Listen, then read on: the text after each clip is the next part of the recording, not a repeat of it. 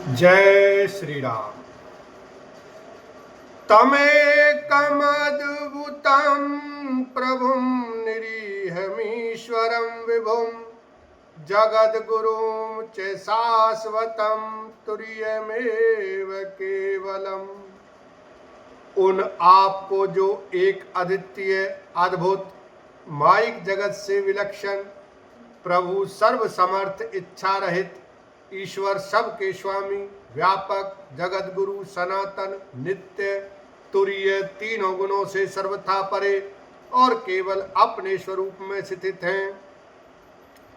भजामि भाव वल्लभम कुयोगी नाम सुदुर्लभम स्वभक्त कल्प पादपम समम सुसेव्य मनवहम। तथा जो भाव प्रिय कुयोगियों विषयी पुरुषों के लिए अत्यंत दुर्लभ, अपने भक्तों के लिए कल्प वृक्ष अर्थात उनकी समस्त कामनाओं को पूर्ण करने वाले, सम पक्षपात रहित और सदा सुख पूर्वक सेवन करने योग्य हैं, मैं निरंतर भजता हूँ।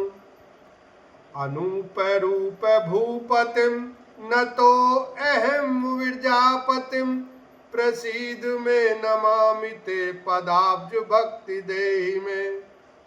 हे अनुपम सुंदर, हे पृथ्वीपति, हे जानकीनाथ, मैं आपको प्रणाम करता हूँ, मुझ पर प्रसन्न होइए। मैं आपको नमस्कार करता हूँ, मुझे अपने चरण कमलों की भक्ति दीजिए। पठन्ति ये स्वतम इदम नरादरेन ते पदम व्रजन्ति नात्र संशयम त्वदीय भक्ति संयुता। जो मनुष्य इस स्तुति को आदर पूर्वक पढ़ते हैं, वे आपकी भक्ति से युक्त होकर आपके परम पद को प्राप्त होते हैं, इसमें संदेह नहीं है। बिनती करि मुनि नाई सिरो कह कर जोरी बहोरी चरण सरोरु नाथ जनी कबहु तजई मति मोर लखन सिया राम जय जय राम। मुनि ने इस प्रकार विनती करके और फिर सिर नवाकर हाथ जोड़कर कहा, हे नाथ, मेरी बुद्धि आपके चरण कमलों को कभी न छोड़े। अनसुईया के पद गई सीता मिली बहोरी विनीत पुनीता धीरज धर्म मित्र अरुणारी आपद काल पर की चारी। ऋषि पत्नी मन सुख अधिकाई आशीष दे निकट बैठाई। फिर परम शीलवती और विनम्र श्री सीता जी अत्रि जी की पत्नी अनसुईया जी के चरण पकड़कर उनसे मिली। ऋषि पत्नी के मन में बड़ा सुख हुआ। उन्होंने आशीष देकर सीता जी को पास बैठा लिया। दिव्य बसन भूषण पहिराए जिन नूतन अमल सुहाए कह ऋषि बधू सरस मृदुबानी नारी धर्म कछु ब्याज बखानी। और उन्हें ऐसे दिव्य वस्त्र और आभूषण पहनाए जो नित्य नए निर्मल और सुहावने बने रहते हैं। फिर ऋषि पत्नी उनके बहाने मधुर और कोमल वाणी से स्त्रियों के कुछ धर्म बखान कर कहने लगी।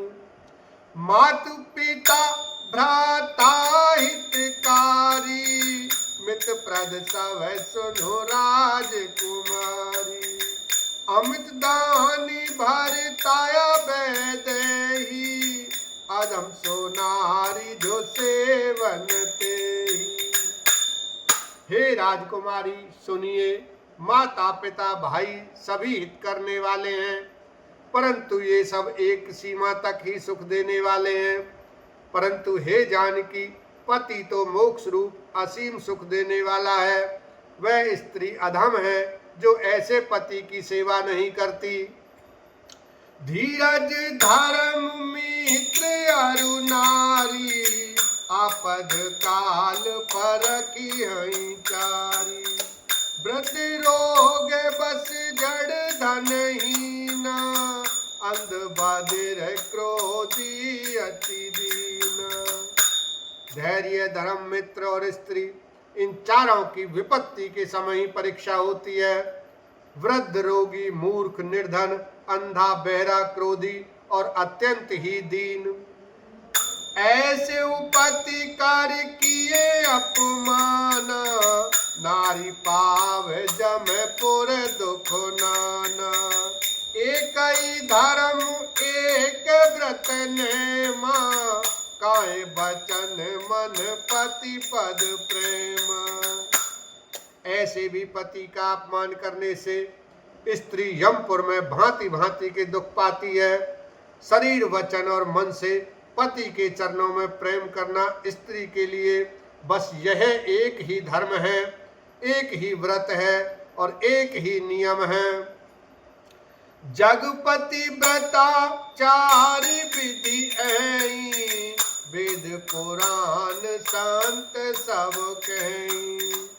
उत्तम के अस बस मन माही, सपने हु आन पुरुष जग नाही। जगत में 4 प्रकार की पतिव्रताएं हैं। वेद, पुराण और संत सब ऐसा कहते हैं कि उत्तम श्रेणी की पतिव्रता के मन में ऐसा भाव बसा रहता है कि जगत में मेरे पति को छोड़कर दूसरा पुरुष स्वप्न में भी नहीं है। मध्यम पर पति देखें कैसे, भ्राता पिता पुत्र निज जैसे। धर्म विचारि समुझ कुल रही, सोन के स्त्री श्रुति अस कही।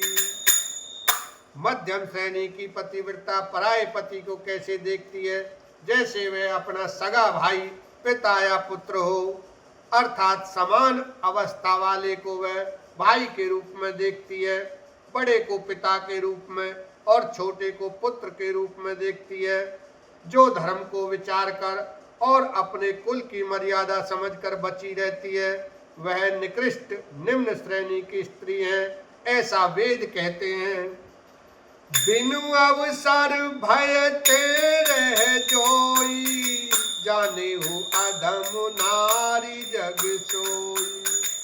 पति वंचक पर पति रति करई, गौरव रौरव नरक कल्प सत परई। और जो स्त्री मौका न मिलने से या भयवश पतिव्रता बनी रहती है, जगत में उसे अधम स्त्री जानना। पति को धोखा देने वाली जो स्त्री पराये पति से रति करती है, वह तो 100 कल्प तक रौरव नरक में पड़ी रहती है। बोलो सियावर रामचंद्र की जय, उमापति महादेव की जय, बोलो सती अनुसुईया की जय।